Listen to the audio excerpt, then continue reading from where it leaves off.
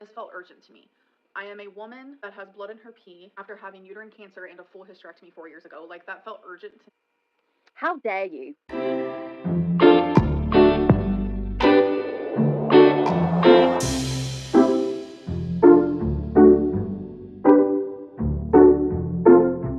Hey Lunchables, so as we know, Foodie's gone AWOL and Amberlynn has released a video. Now I don't usually cover her stuff, it's not very interesting, it's very samey, but I've got the kind of gist of what's happening in this video and I really want to talk about it.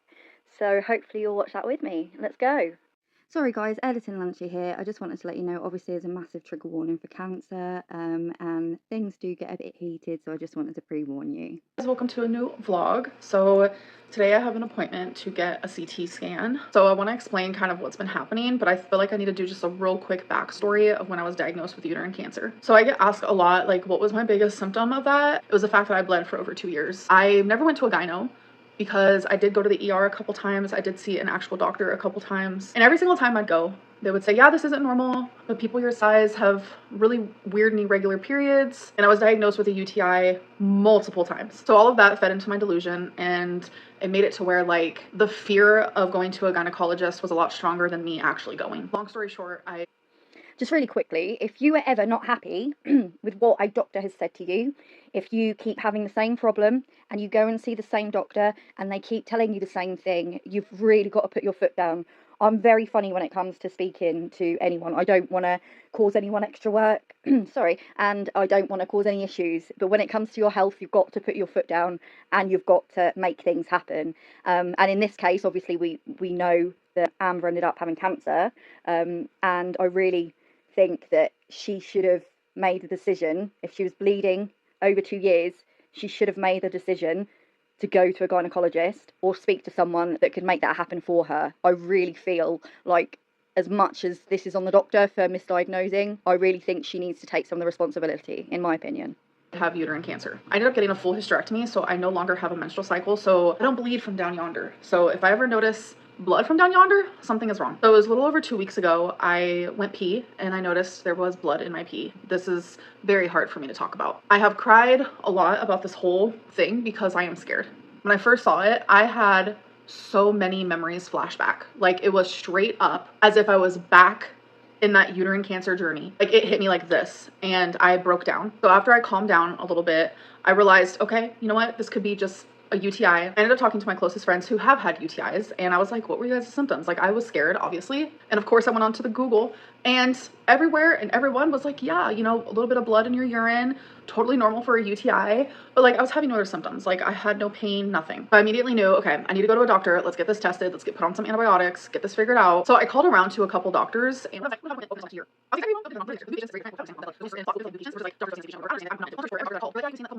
this felt urgent to me. I am a woman that has blood in her pee after having uterine cancer and a full hysterectomy 4 years ago. Like, that felt urgent to me. How dare you? Right, the reason I say this, and I'm sorry, maybe I'll offend some people now, but I really don't care at this point. When she made the video, literally an hour after I think she got the results that she had uterine cancer, and she was crying, she was pouring her heart out into that screen, I was bawling with her. This is a person that I'd only seen kind of like the reaction channel side of her, and, you know, she starts diets, she doesn't do them, she puts on weight, yada yada. But seeing that side of her broke me. It really broke my heart, and it was very difficult to watch someone go through that, because it was somebody that I felt that I knew, even if it was only through a screen, and I had similarities with. Seeing her go through that was hard.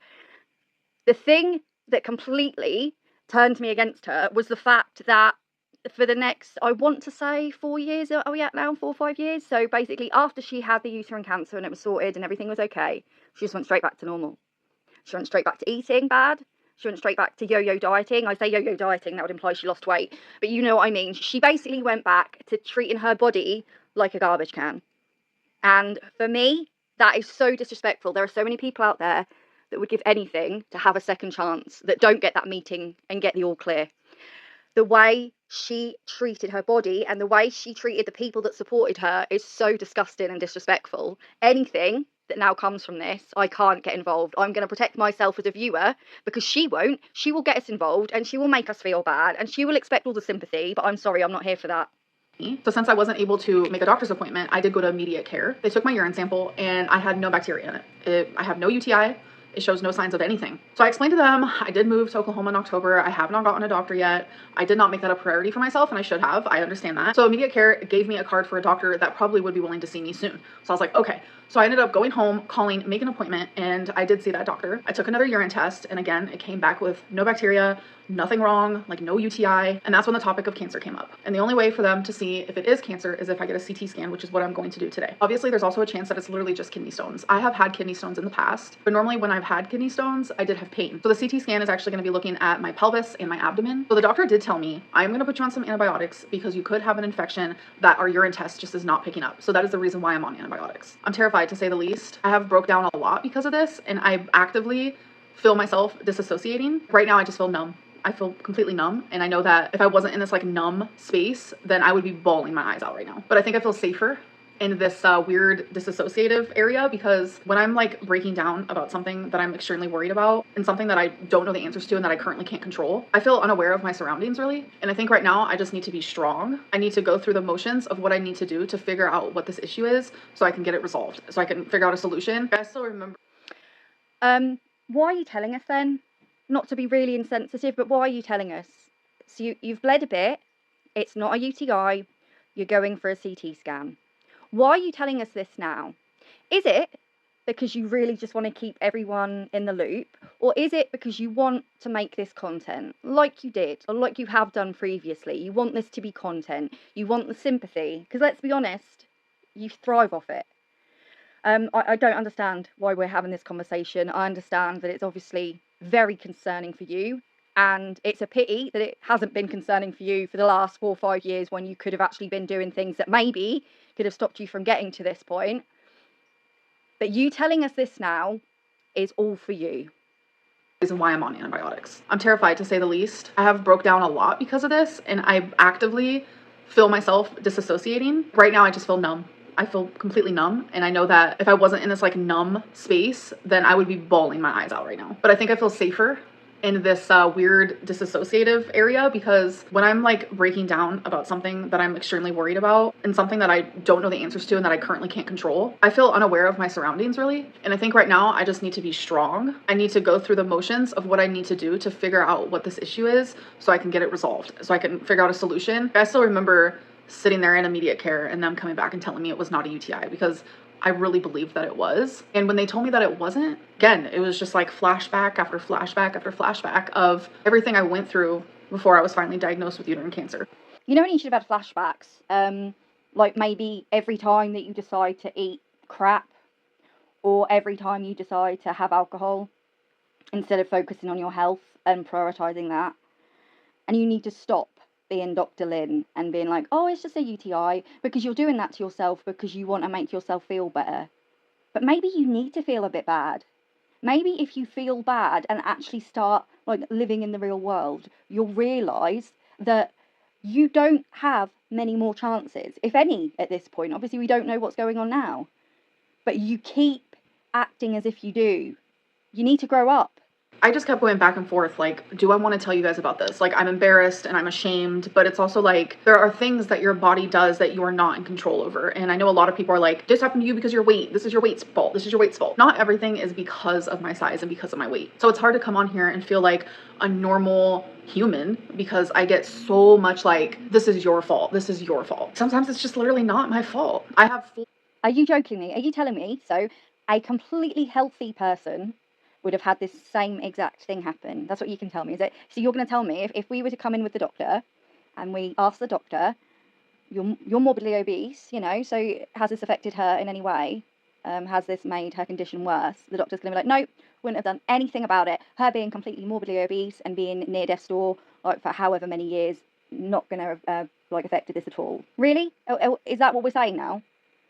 Taken the responsibility of me getting uterine cancer to begin with. Like, that is completely my fault. I have had health professionals tell me, no, it isn't your fault. But it's like, when you look at it and you figure out, you know, why did I get this? It is my fault. And I would have never gotten it if it wasn't for my size. And that's something that I hold on to all the time. The guilt that I feel about that is powerful. But I can't... Right, okay, I'm confused now. So she's admitted that she got uterine cancer because of her size. She's now going back to get a CT scan to see possibly if she has uterine cancer again. But this time that's not because of her size. Is that what we're hearing? is my size's fault. Looking at bigger people and dismissing them constantly for whatever reason, it's because of their weight, it isn't fair, and it is in a way dehumanizing. But I'm not ignorant, I'm not unaware of the fact that like being larger does cause a lot of health problems. So it truly does. That is why I've never been health at every size. I don't believe that you can be this size and be healthy, but I do believe that bigger people such as myself, we do experience illnesses or sicknesses that isn't directly caused by our weight. So hopefully that makes sense. And that was like a big reason why like I didn't want to come on here and talk about this, because so many people dismiss me and the things that I go through just automatically, like whether it's health stuff, mental health stuff, just like day-to-day life stuff. I'm just like constantly dismissed and judged because of my size. Like it goes on. How dare you say it's just because of your size? It's because of the person that you are and the person that you've proven yourself to be for many, many years now. The person you like to show in videos like this, that you assume that new people are going to see, and then they'll see the comments of like, oh my God, this poor girl, she might have cancer again, and people are so mean to her. No, no, no, no, no, no. You don't get to do that anymore. You are not a good person. I'm really sorry. And it is not to do with your size that you get the problems that you do from the people that watch you. We're just fed up. To like simple things like Amberlynn doesn't shower because of her size, or Amberlynn doesn't walk her dog because of her size, or Amberlynn doesn't clean her house because of her size. Like I have never given any indication. Yes, 4 years ago, for sure. 2019. Wait, that's literally 5 years now.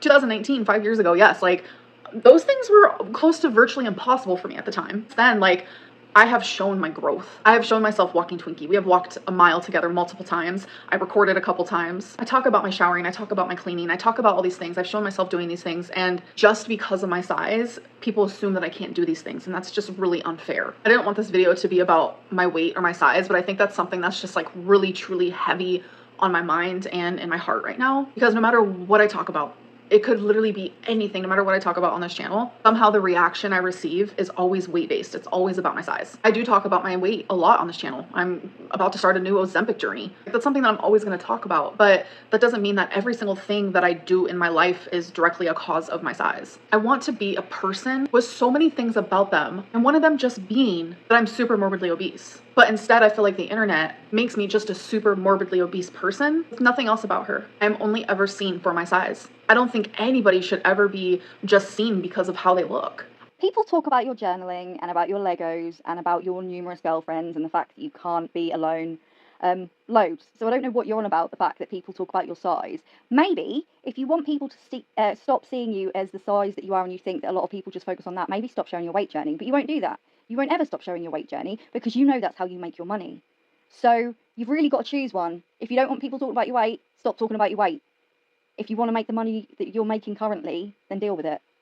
Forever be more than someone who is 500 pounds. Things happen to me not because of my size, but because I'm simply human. And we all are. And we need to learn how to respect each other and stop invalidating and dismissing what people are going through. My God, I feel like I could ramble on forever. I don't know where this video completely took a turn. I don't know where it went. Long story short, I'm about to go to a CT scan. I'm about to start a vlog for you guys. I knew this was going to be long-winded, so I wanted it to be its own like separate thing. And I just want to end this video with, I get it, I'm fat. I know. And it has caused me a lot of issues in my life. But instead of assuming that whatever I'm going through is because of my size, let's like figure out what the issue is first, and then we can figure that out. I'm sorry for like that little mini rant. I guess it really was just bothering me. I know my words probably. So she's chosen to tell us what's going on before she knows what's going on. And now she's telling us off for assuming that it's because of something when we actually don't know what it is. What was the point of this video, really? Just to make some more money so you can buy some more shit off Amazon? Probably aren't going to matter so much. They usually don't, but I think it just feels better that it's off of my chest. Anyways, I will see you guys in my next video. Bye. So as always, thank you so much if you got to this point in the video. Obviously, I know it's a bit different to what I usually do, but I really needed to say something about the video that she posted. It really just didn't sit right with me at all. So hopefully I haven't scared anyone off, but I do understand if this isn't your type of content. And everyone else, please feel free to like and subscribe, and I will be back soon. Bye.